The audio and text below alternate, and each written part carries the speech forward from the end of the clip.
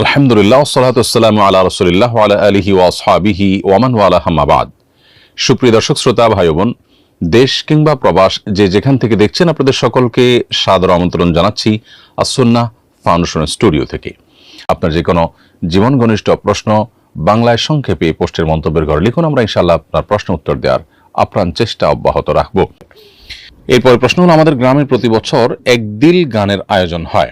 একদিল হচ্ছে মানতের গান। সাধারণত বাসনা পূরণের জন্য সত্য পীরের নামে মানত করা হয়, তারপর পেশাদার বয়াতি ডেকে গাওয়া হয় সত্য পীরের বন্দনা গীত। এই গানে নাকি অনেক ফজিলত। আমার বাবার যখন সন্তান ছিল না তখন এই গান গাওয়া হয়। দাদার মতে এই গানের বরকতেই নাকি আমি পৃথিবীতে এসেছি। এই গান সম্পর্কে আপনার কাছে জানতে চাই। প্রিয় ভাই, প্রথম কথা হলো যে মানত হতে হবে শুধুই আল্লাহর নামে। আল্লাহ ছাড়া কারোর নামে মানত করলে সেটা শিরক, পরিষ্কারভাবে নবী সাল্লাল্লাহু আলাইহি ওয়াসাল্লাম নিষেধ করেছেন। দ্বিতীয়ত হলো, মানত হতে হবে বৈধ বা ভালো কোনো কাজের জন্য। বিভিন্ন বাদ্যযন্ত্র ব্যবহার করে যে সমস্ত গান গাওয়া হয়, এগুলোকে পরিষ্কারভাবে সূরা লোকমানের 6 নম্বর আয়াতের তাফসীরের আলোকে নবী করিম সাল্লাল্লাহু আলাইহি ওয়াসাল্লামের হাতে গড়া সাহাবী আব্দুল্লাহ ইবনে আব্বাস রাদিয়াল্লাহু তাআলা সহ পৃথিবীর প্রায় সব উলামায়ে কেরাম এটাকে পরিষ্কারভাবে হারাম বলেছেন। অতএব সওয়াবের নিয়তে যদি কেউ গান করে, গানের আয়োজন করে, গানের কথামালার মধ্যে যদি ভালো কিছুও থাকে সেটাও শিরক হবে। যদিও এ জাতীয় বয়াতিদের গানের বেশিরভাগ ক্ষেত্রেই শিরক এবং নানান কোরআন হাদিসের সাথে অসঙ্গতিপূর্ণ কথা থাকে। অতএব এই ধরনের আয়োজন করা পরিষ্কারভাবে গুনাহের কাজ, শিরকের কাজ। যদি কেউ মানত করেও সে মানত পুরা করা জায়েজ নয়। আপনার জন্মের আগের যে ঘটনাটি আপনি বলেছেন, এটা কাকতালীয় হতে পারে, আবার হতে পারে যে ওটা কারণেই হয়েছে, কিন্তু তার কারণে যে সেটা সঠিক বা সেটা যে সত্য বা সেটা যে আমাদেরকে আমল করতে হবে এমনটি মনে করবার কোনো কারণ নাই। কারণ সঠিক বেঠিকের মানদণ্ড এরকম কোনো বিষয় নয়।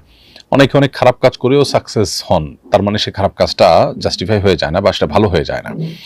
তো এই জন্য একজন ইমানদার কখনো প্রথমত আল্লাহ ছাড়া কারোর নামে মানত করবে না। দ্বিতীয়ত গান বাদ্যযন্ত্রের ব্যবহার এবং বায়াতি গানের নামে এই সমস্ত শিরক বিদআতপূর্ণ কথা।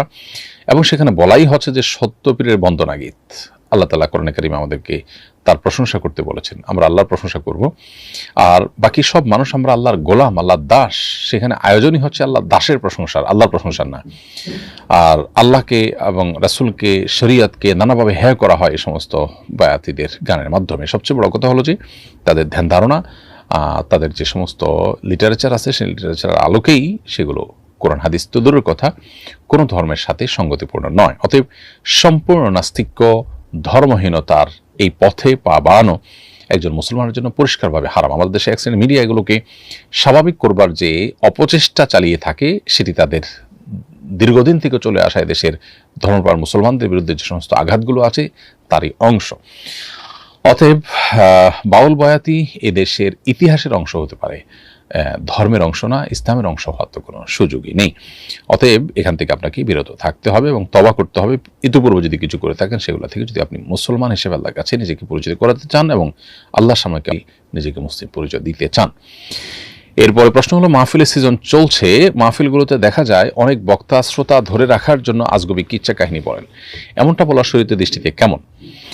উত্তর হলো যে মাহফিল উপলক্ষে একজন আলিম, একজন বক্তা তিনি দ্বীনের কথা বলবেন, কোরআন হাদিসের কথা বলবেন। খুব দুর্ভাগ্যজনকভাবে এখন শুধুমাত্র আলেম ওলামা না, অনেক জেনারেল শিক্ষিত মানুষরাও মাহফিলের মঞ্চ কিংবা দ্বীনি আয়োজনের মঞ্চগুলো ব্যবহার করে নানান আজগুবি কথাবার্তা বলেন এবং মানুষকে আকৃষ্ট করবার জন্য নানান কথা বলে ভাইরাল হওয়ার জন্য তারা চেষ্টা করেন। খুবই দুর্ভাগ্যজনক একটা বাস্তবতা।